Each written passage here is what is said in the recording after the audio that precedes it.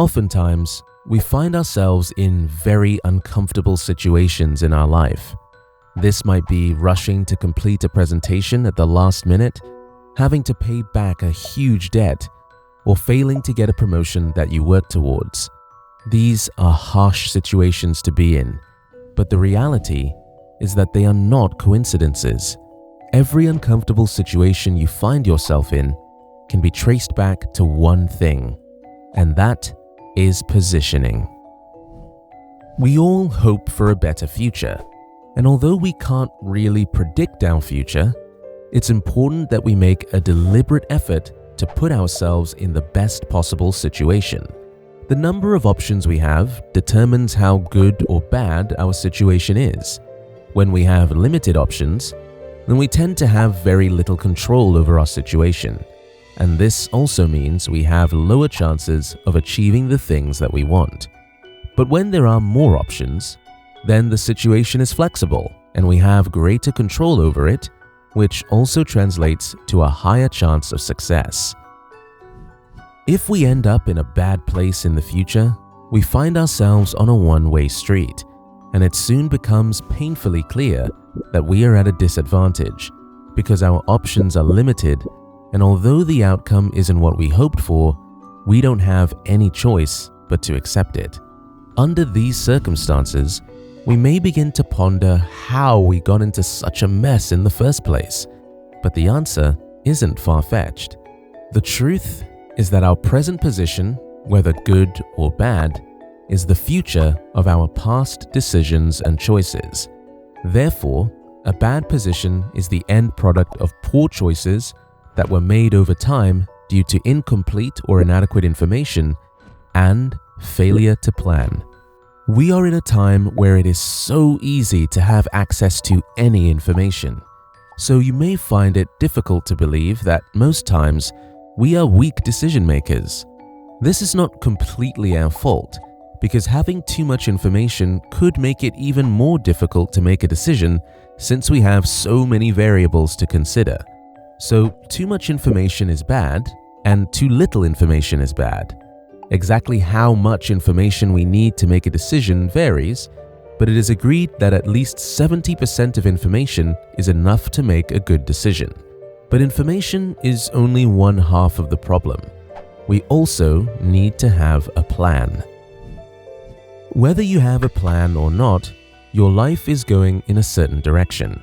The difference is that with a plan, you can actually see where your life is going and where you will end up in the future. Without a plan, there's no way to know if you'll end up in a good place or not, but it's unlikely going to be a winning formula. This is because when you fail to plan your life, you don't have a clear focus. You simply drift along and are easily carried away by distractions. That's why you see people who want to be chefs today, in a few weeks' time they want to be content creators, and then soon they change their mind and decide to go into freelancing. When you have a plan in place, it's easy to separate between distractions and valuable actions that will help you to achieve your goals. It is a fact that planning is the closest thing we have to predicting our future, because it gives us a picture of where we will be in 1 year, 2 years, or even 10 years' time. As helpful as this video may be so far, I'm sure there are people who are already in a tough situation in their life and they do not know what to do about it. For these people, knowing how to position their life for success will only be helpful if they can find a way out of their present situation. One piece of advice I'd give to you is to cut your losses. A common trap of many people is the sunk cost bias. When you find yourself in a bad situation, you may be tempted to look at how much you've spent in terms of time, energy, and resources, and how all that will be wasted if you just quit. But that's just being short-sighted, because the more you stay in that situation, the more it will cost you, and eventually you'd end up spending more than if you had quit early. So, the first step is to cut your losses. Don't decide to borrow more money to sustain a business that's already failed. You don't need to sacrifice your mental health for a relationship that's clearly run its course. You don't keep chasing a goal that no longer holds any meaning simply because you've been on it for a long time. quitting can be painful, and rather than accept it, most people prefer to hang on by a thread, no matter how small it may be. But that's not good, because you're simply delaying the inevitable. To go from where you are to where you want to be, you need to clearly assess your present situation and consider what actions led to that outcome and stop doing them. Then you have to consider what actions will lead you to where you want to be in the future. This could be spending less money now to have more savings for starting your new business, acquiring the skills you need for that promotion, and improving yourself through learning to increase your chances of running a successful business in the future. I personally have a system that I use to set my goals and break them down into milestones and actionable steps.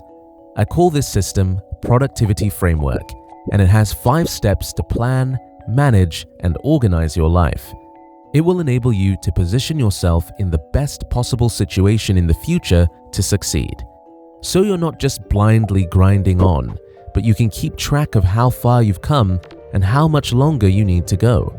This will help you stay motivated as you work towards the future you want. Don't forget that your choices today will determine your position tomorrow.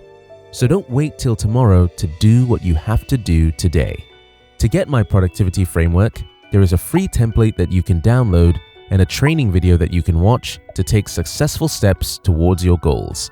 That's it for today. I hope you enjoyed the video, and I will see you guys in the next one.